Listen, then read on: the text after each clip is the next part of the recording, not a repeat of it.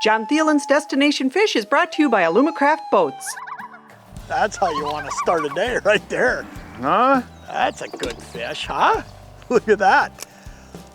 We'll call it a double, too. Oh, come on. What are you?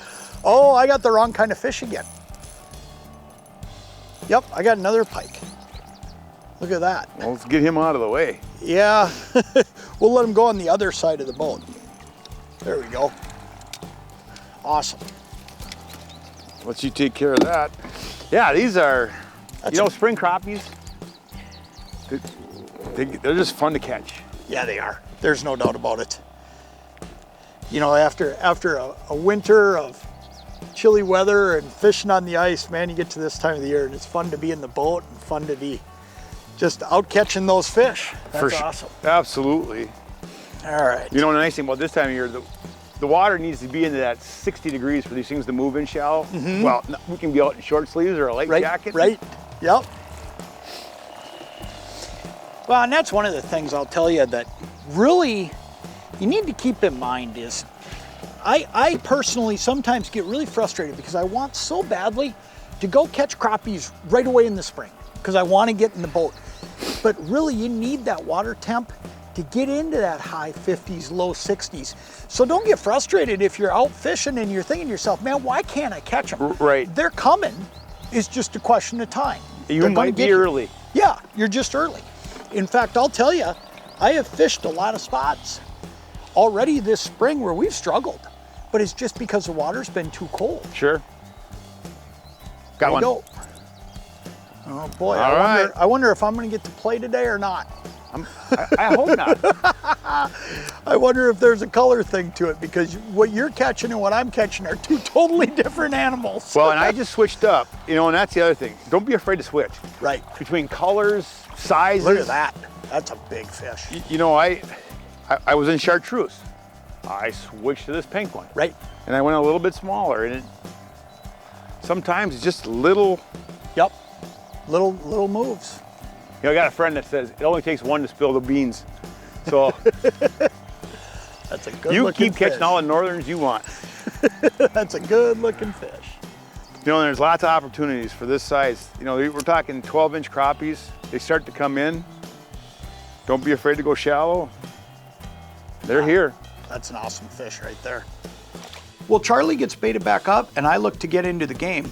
Let's take a look at today's logbook. Today we are fishing spring crappies in a backwater area of a river system. The weather is perfect with temps in the mid 60s and water temps in the high 50s. The crappies are set up along shorelines in 3 to 6 feet of water. Our setups are pretty simple. Small 1/16 ounce jigs suspended under thill floats are doing the trick. One thing I'll tell you, and you look at traditional pan fishing, I even think back to when I was a kid and I'd go with my grandma and grandpa up in Alexandria. Look at that. What, do you got a bass there? Nope. Is that a crop? That's a crop. He came flying out of the water. But I'll tell you, one of the things that traditionally you did when you went pan fishing was you put an anchor out and that's how you held your boat. And if you look at what we're doing today, it's really different and it's a lot easier and it's a heck of a lot more efficient. We've got the Thelen down in the back. And what that Thelen does is just parks the boat right there. The back end's gonna stay put, but I'm still sitting here with the electric. And every now and then, with the Minn Kota on the front end, I'm just swinging the bow. It's a great fish, man. It's one after another. But that's how we're staying parked in the exact right spot. And it's a lot easier than throwing an anchor out and then trying to figure out how to keep the boat from spinning in circles, going the wrong direction. This way you can have total boat control, even in this shallow water, and not worry about floating in and spooking those fish.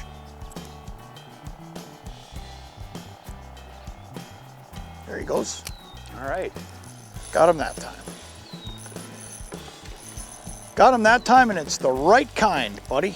I'm glad. You want to scoop him? Oh, sure. You're right there. Just scoop him up for me. I'll let you bring. Oh, geez. Ooh, he's not playing very. There we go. Perfect. Look at that. Man, I'll tell you, you get big ones that you're letting go, you get good eater-sized fish. These rivers, they're gold mines because they're just so untouched when it comes to crappies. That's a great fish. Get out of here, buddy. John Thielen's Destination Fish is brought to you by these fine sponsors. The crappies are cooperating today, and after a few subtle changes, I have it dialed in up front, and now I'm gonna give Charlie a run for his money. Is that the right kind of fish? Yep. Yep, it is. You wanna grab that net for me, bud? Oh, you bet. Just hand it right up to me. Look at that. Good crop too. Made a jig color change. You know, who knows? Sometimes you get in this dirty water in these backwaters. Sometimes something little like just changing the color of your jig, going a little brighter, can make a difference. I mean, that's just another great fish. Yeah. There's one after another in here. This is just cool fishing. Untouched, untapped rivers and crappies. Yeah, for the most part. Yeah, I mean, what a miss in the fishing world. There's not many things you can go do anymore in the fishing world where you don't see tons of people. And you know what? We haven't seen a boat today. I mean, nobody's even thinking about this. No. And man, what a fun bite. It's just fun. There he goes. You got one? Got him. Nice. I was just admiring all the... Hand me that net now that you're done with it. As we've been catching fish here, we got dead minnows floating all over around here. It goes to show you though, we were laughing about this a few minutes ago. It goes to show you how you miss fish, and what happens is you reel in, you got no bait, and then when you catch them, you see them spitting them out. So you know this fish or that fish, whatever it may be, may have bit you a couple times in the last few minutes. Yeah. And you know, sometimes you finally get them. That's another awesome crop. It's been just kind of a consistent, I wouldn't say it's been gangbusters for 15, 20 minutes, you know, but it's kind of a consistent, you get them and then a lull, and you get them, a lull. It's great fishing though. Hey, while I'm rebaiting, I want to show you something really cool too. This flambeau bait butler, I get asked about this a lot on Facebook. And I want to show you what's so cool about this. When I lift this lid up, I can do this whole operation with one hand because I'm lifting the minnows up out of the water, and then I put it on that inside tab. So what happens, I can reach in there with one hand, never get that hand all wet, and I can do it with one hand, which makes a big difference when you're running a trolling motor or whatever it may be. That's flambeau bait butler. That's just a really cool item. There he goes. Got him. Oh yeah, that's a crop. Yeah. You know, I made that little color change and it just seems to be making a difference. You've gotten two since I've gotten... Yup, isn't that funny how that works? Got one, so... Yup. Every now and then, that little change. You know, I almost wonder on the float change too. A little bit smaller fish, but you know what? That's always good to see too, because it tells you got good natural reproduction in the lake. That'd be a great eater size fish if you're gonna keep something to eat. Oh yeah, I got one going here too. Oh, there we go. Look at that.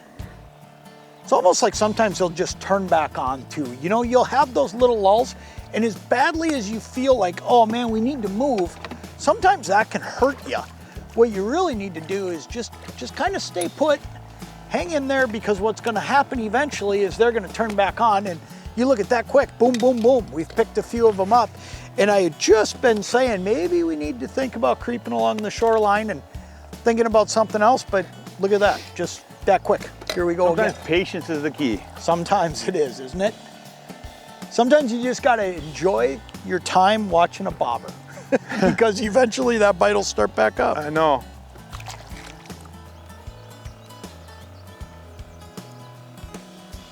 There we go. There he is. We got another one. Here we go. Boy, another crop. You gotta love it when them crops just come to the surface like that, huh?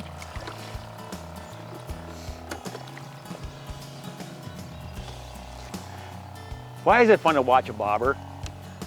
Is it the 8-year-old in us or what? You know, I will tell you, as far as I'm concerned, it's probably my favorite way to fish. For watching a bobber. For a lot of species, walleyes, but bluegills. But when you can get into them, and man, it's fun. It is fun.